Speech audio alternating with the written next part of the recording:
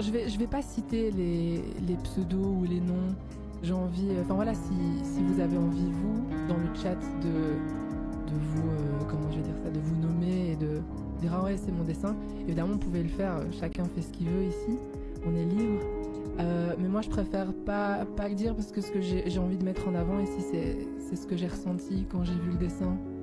Et, euh, et voilà, j'ai pas envie de mettre d'étiquette ou d'identité à ça. J'ai juste envie de, comme je vous l'ai dit, de profiter du moment.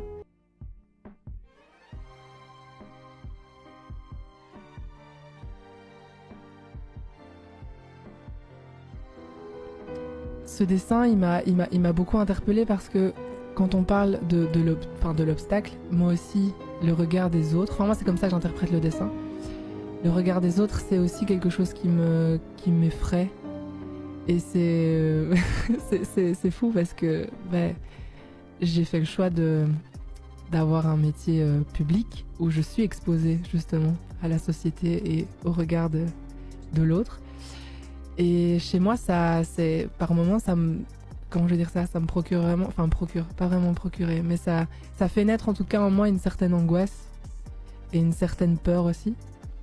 Et en plus de voir un œil, ce que je vois aussi, je vois l'instant parce que j'ai l'impression que cette personne a pris son bic et a juste griffonné quoi, ce qu'elle avait dans la tête ou ce qu'il avait dans la tête sur le moment. Et je trouvais ça assez fort.